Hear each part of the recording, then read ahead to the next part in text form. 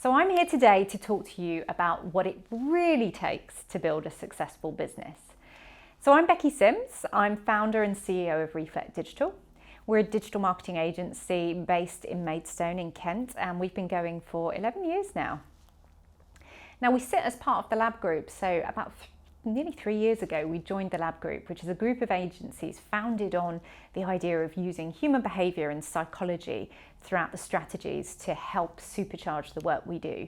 So there's other agencies within the group, and as a group our mission is around using pioneering research into human behaviour to advance brands in a way that digital and creativity alone cannot do. So we employ about 30 people across Europe, and today I want to share that story with you of how we scaled from zero to over 2.6 million in revenue as Reflect Digital. So let's go all the way back to the start.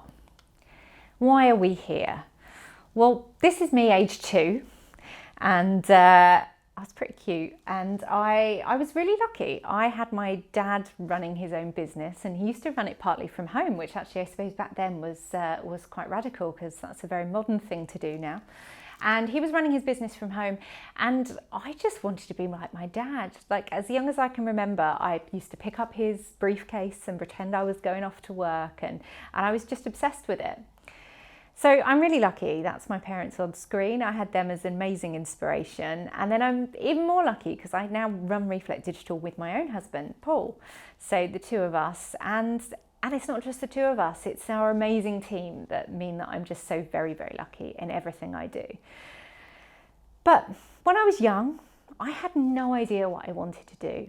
I didn't have a clue, other than this fact that I knew I wanted to run a business, but I had no idea what the business would be. I didn't want to run my dad's business. I didn't really know. So I kind of went on this journey of trying to work out what it could be, because I knew it had to be something that I loved, something that sparked excitement in me, something that would make me get out of bed each day and want to go and work. So I finished my A-levels, and I had this plan to get out there and just start working, like find some jobs that sounded interesting to me and to start learning. And experience showed me what I loved and also what I didn't. And I think that was really important. And I'll probably come back to this again later on, but I do think that's one of the best things about when you start to get experience and you start to put yourself out there. And I guess the key thing is if you're watching this as a student, you can start gaining that experience now, partly from your part-time jobs. Like, you can still look at those and understand what skills within them that you enjoy and what you like doing, but also go out there and get work experience. Even if it's not paid for work experience, it's so invaluable for setting that direction of where you want to go. And I did this until I was ready to take the plunge. So I job hopped. So if you looked at my early CV, I was one of those people that kept changing jobs because I just didn't know what I wanted to do. And eventually I got to the point where I'd fallen in love with digital. I'd fallen in love with working in an agency. I'd ended up doing this role where I was servicing customers and I was helping them with their challenges. And I decided that that was the business that I wanted to start. And I guess maybe this is a good point to just make sure that everyone watching this knows what an agency is. So as an agency, we exist to support our clients, and we want many different clients in many different industries, but you'll have some agencies that are super specialist and work with just maybe one sector. But we're there to be their support when it comes to creativity, running campaigns. You'll have agencies that can build things for you. It's all those different things that maybe it's not a full-time resource that you need in-house, but you want an agency and you want their creativity, that access to a team of people that can come up with ideas for you and help market your business. So we started from my tiny flat, and everyone was working out of my flat to begin with, and we moved on to our amazing office based in Kent now. So what does it take? That's what I'm here to talk to you about today. Well, firstly, it's passion. You have got to love what you do. And I think that was the thing for me and why I job hopped, because I was trying to find different things. And it was weird when it clicked into place, when I started working in a digital agency and learning about Google and how the internet worked. And this was back in the mid-2000s. So it was a really exciting time as the internet was really coming up. And I just found my passion. I loved it. I wanted to talk to everyone about it. I just wanted to learn more. And you've got to have drive. you've got to be someone that can push yourself to want to do more, to pick yourself back up again when you've got a bad day, and to go, no, I can dust myself off and we can go back at it again tomorrow, because you need that drive. And you've got to have that commitment. So commitment's really linked to drive as well. But I remember it's obviously got better as we've grown and we've got a bigger team, and I've got so many amazing people I can rely on now to run the business. But in the early days, you can't have a holiday properly. You can't turn off fully, maybe for a few hours here and there, but it's really hard to do because you've got to stay committed, and it is your world. And you need to have an awesome team, and this is something that is a really exciting part of building a business, as you start to be able to find amazing talent to bring them into your team and to help nurture them, and to learn from them as well, because they'll bring skills in that you don't have and things that you want to learn and you know are really important to your business. And you've got to have this ability to problem solve, so be able to think outside of the box and think about what it is that you could do to fix whatever it is that comes at you, and you won't ever know what's coming. I think that's the exciting thing about running a business. No 2 days are ever the same. And you've got to be creative with that, and that's not creative as in artistically creative, I'm terrible, but creative in that problem solving, being able to think about the answers and the ways that you might get around things. And to be able to get your hands dirty. And I think that's something that to me is really important in our business, that I want people to know that I'm willing to get my hands dirty and support them in any way I can, because that helps build trust and it helps them see that you're committed to the business as well, especially as the business grows. So we at Reflect Digital are in the top 1% of all agencies. So there's thousands of agencies within the whole of the UK and the world, but only 1% of those ever make it past £1 million revenue. It's a big thing. There's lots of small agencies. So it's a really amazing thing that we've been able to do that. And one of the reasons I think is because we challenge the norm. We don't try and stick with just how to do things and sticking with what everyone else is doing. And one of the best ways that we did that was back in 2018, we introduced our 4-day week. So this is great, and you'll hear more and more people talking about this now. It's been on the news again earlier this year. The 4-day week, is it the revolution that everyone's looking for? Well, it was for us. It was a really great way of shaking things up and changing how we work. And we were trailblazers doing it before many other businesses back in 2018. So I'm going to give you now just 5 common startup mistakes. So these are just some things to look out for. So if you're sitting there thinking, I can't wait, I want to go and run my own business. So these are things that people commonly come up against, and I'll share some of my experiences as well. So there's this tightrope that you walk, and you walk it for many years. We still sometimes are walking it around when to hire. Hiring too early or not early enough, because you need the support. You can't do everything on your own, but also you need the revenue, and it's a real balance. And I think the key thing here comes into some of that problem solving and that creativity of, well, could you get a freelancer in to help? Or when's the right time to make a decision? Have you just had a contract signed that gives you some stability, that makes it feel less like you're on that tightrope? But it's a really important one to watch out for. Not having a clear proposition. So it's really important that you know what your business stands for and what it is that you do and why people should buy from you. And some businesses miss that a little bit, and that is really important.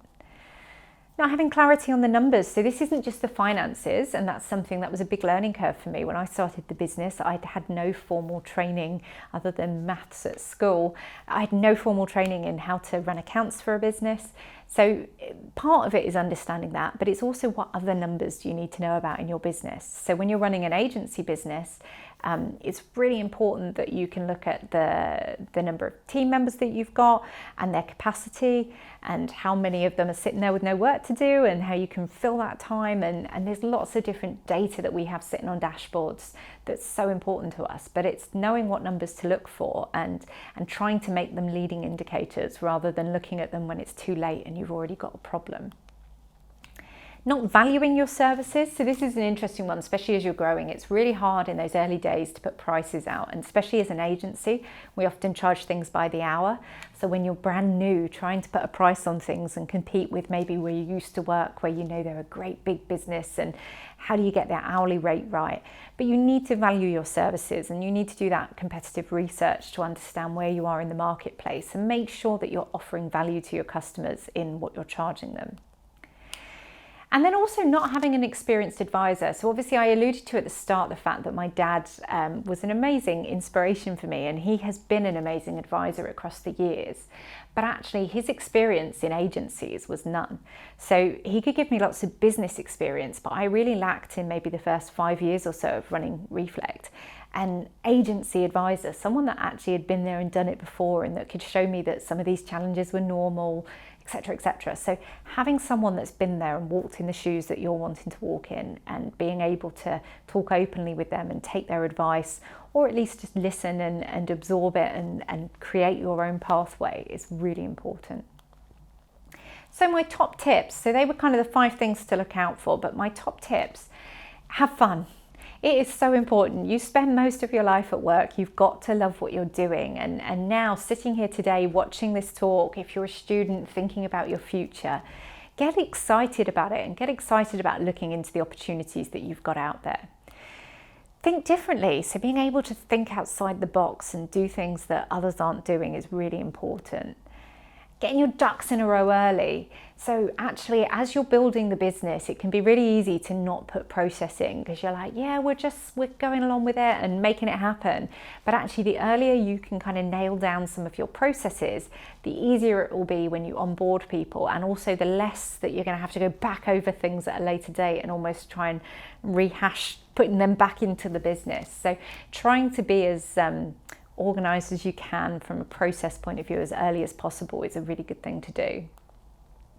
Cash flow is hard. This was a big lesson for me. I'd never been involved in the finance side of things before, and I, as naively as it turns out, when we started the business, sent invoices out and expected people would just pay them and pay them on time.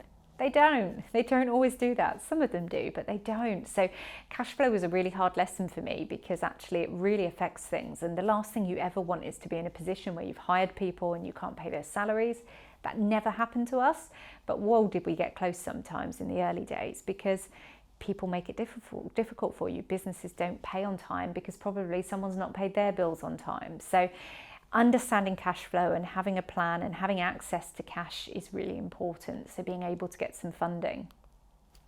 Differentiate yourself. We've mentioned proposition. I've talked about thinking differently. Try and have a differentiator. Make yourself stand out.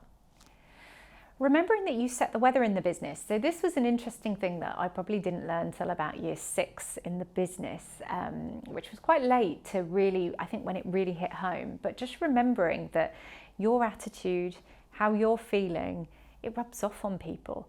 Maybe a bit less so in the more hybrid age where you're not necessarily in contact with everyone. But when you're in an office every day, if you're in a bad mood, you're going to make other people in a bad mood. So actually, the reason this came to the forefront was we were having a bit of a difficult time at one point, where we just had a run of losing some deals that we were hoping to win. And it really hit hard, because it just does sometimes. But actually, you've got to put a front on. You've got to pick yourself back up, because you're bringing everyone else down. So really important that you set the weather in the business. Practice what you preach. Whatever it is you're telling the team they should be doing, do it yourself. Get out there, push yourself. This is me on stage at Brighton SEO. It's something I do actually love doing. But if you want others to do things, you've got to be a role model for them. Create a culture that others want to emulate. So we talked about our 4-day week. We're trying to create a place that people love to come to work. I've worked in places that I didn't like, and I had that Sunday dread where you think, oh, I don't want to go to work tomorrow. Create something where you've got others trying to follow what you're doing. You're leading the pack. You're creating somewhere that's different, that people love and value. And agree shared values. So thinking about, and this is something you should do with your team as you grow and you've got more people in your team, think about what it is that the business values and what every employee that you want to work for you, what they should care about. So I won't go into detail, but we've got 3 main values within Reflect Digital, and that's the fact that we're a family, and that's all about how we work together. the fact that we love our craft, so we're really into what it is that we do, and we really deeply care about SEO and paid media and customer experience, and that we're going for gold. We're always trying to push ourselves to deliver the best results we can for our clients. And we hire and fire on these. So it's really important when we're hiring people that we look for these values, and we try and find ways in the questions that we ask to bring it out to see if that's something that they care about. And then if when they arrive in the business and you're in that probationary period, or over that first kind of 6 months, a year, keep an eye out for it, because you need them to live those values, because that is how you're going to ensure that you're delivering the right work for your clients in the right way. Have a clear vision, know where you want the business to go, and that can change over time, but make sure you then articulate it. So our vision, well, our purpose is to create a great company that helps people and organisations grow. And our mission is to leave a wake of digital enlightenment and to help everyone take the next step. So make sure you've got something that's as easy as that to sum up. And get buy-in from the team. Don't just tell them, get them excited about it, get them to believe in it. And be really open to feedback. And feedback's hard. It's still 11 years in, I still get feedback sometimes that I find difficult. But you've got to take it and you choose what you do with the feedback. But feedback is so important, and having that open door that people can talk to you at any time and tell you what they need to tell you. And then it's your choice how you act on that.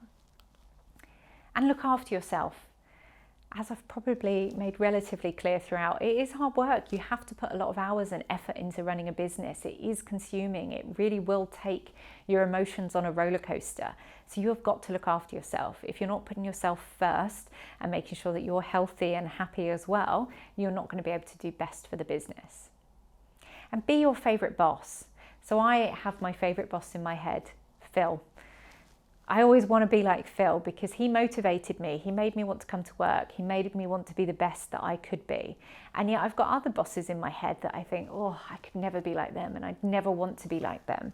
So back at the start when I said gaining experience is really important, unless you have that experience, it's really hard to set those barometers, because you don't have a Phil in your head as being your best, or whoever it is that's your worst. So it's really important to have someone that you can look up to that really inspired you, that you can use as your metric of where you want to be. And focus on being your best you. Do what you need to do. I know that I'm best if I'm getting time to exercise, so I will make time to do that in my diary, because I'll be better for it. My team will have a better Becky come to work. And work with specialists. So this was again something that over the years we started off, for example, our accountants were local accountants. They were lovely, but actually we found that there was an accountancy practice that specialised in agencies, and wow, they were so much better for us. They were just understood our business. They could give us the right advice. They had loads of case studies and could really help us grow our business. So in all aspects, wherever you can work with someone that's specialist, it's probably going to cost more, but it's going to be really useful for you. And continue to learn. Every day is a school day. Every day you can learn something new, be that going to events, reading books, furthering your education. You might choose to go back and learn more at a later date, but just continue to learn and be aware that you will never know it all. And surround yourself with good people, and that's not just at work. Obviously, I've talked about hiring good people. That is important, but outside of work as well. You'll find actually as you go on a journey of running a business that some friends maybe don't come with you on that journey. Maybe they're not so interested. They've got different priorities, or maybe they find it hard to kind of understand what it is that you're going through. But surround yourself with good people that do care, and they do understand, and they do want to listen, because you need people that you can lean on. And remember the power of thank you. It's not all about the package and the money that you deliver to people. That is important, but remembering to value your team and to say thank you for the hard work that they do. And on that note, I want to say thank you for listening, and you can connect with me on LinkedIn. I'd love to hear from you. I'd love some feedback. And if there's anything we can ever do to support you, then connect with Reflect Digital or Aspiration Digital.